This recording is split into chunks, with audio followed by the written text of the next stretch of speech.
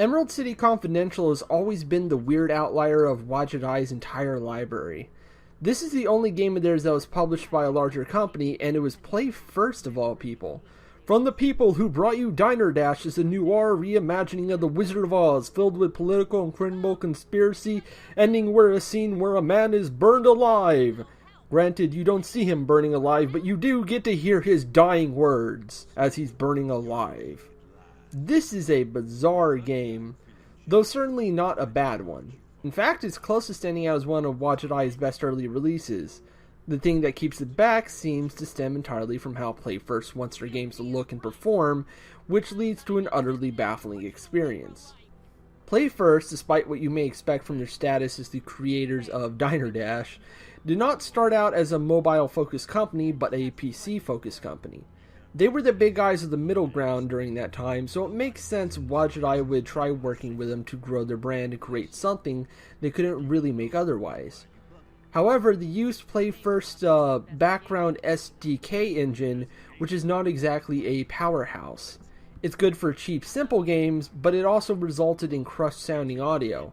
Thomas Rain's score is a good one here, but tracks get reused far too often and are further downplayed by this low-quality output produced by the engine. I also wonder if the UI was made with in-engine options, because it looked far too clip-arty for a game coming from Wadjet Eye. On top of this, the art direction somehow mixes wonderful hand-drawn comic character art with some of the most hideous environmental design I've ever seen since the days of FMV point-and-clicks in the 90s. Some of the textures look like they would be right at home on the surface in Phantasmagoria. The effects on some of these structures are gaudy as all get out, while many objects are clearly cut and pasted around even if they don't actually fit the environment they're put into. This game somehow looks both expensive and incredibly cheap at the same time, and it is beyond distracting.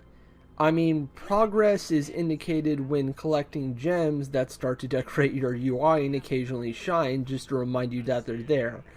That is not normal. In spite of all this, the game manages to succeed anyways. Emerald City Confidential is a great point-and-click game and really deserves to be remade and expanded upon one day, just so it can have the presentation it truly deserved.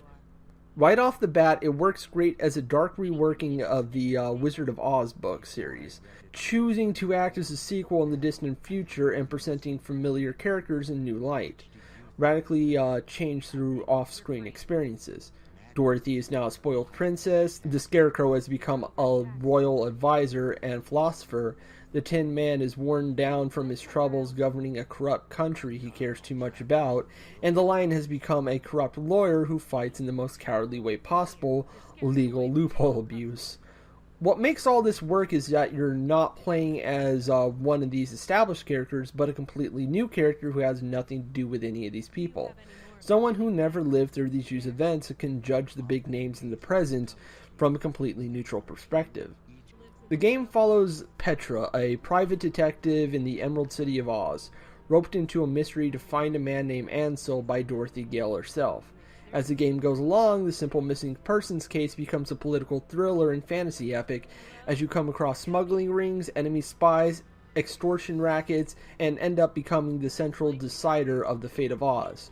However, Petra doesn't really care much about this as much as she cares about finding her missing brother, who disappeared during the war with the Phantasms, a group of humans with animal heads who are incredibly violent.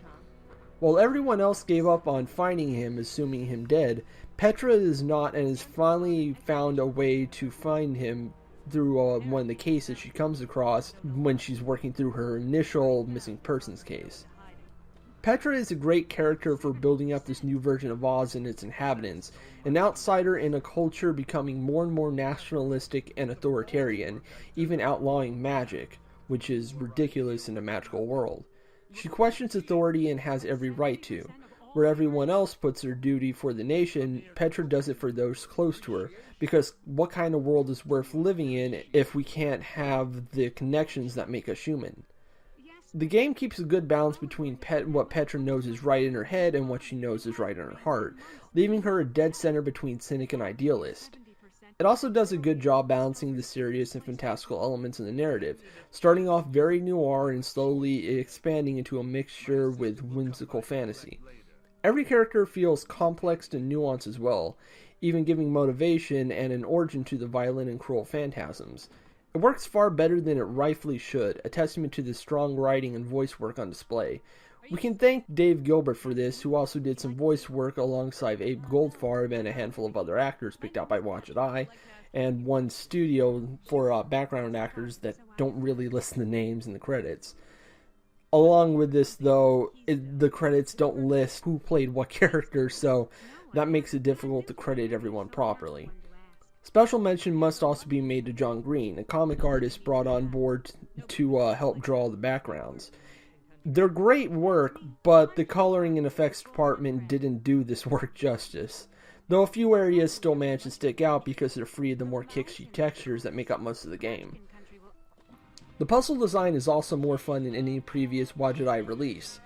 Mystery solving and dialogue puzzles are still a big deal here, but the game eventually transitions into puzzles revolving around your inventory and magic spells.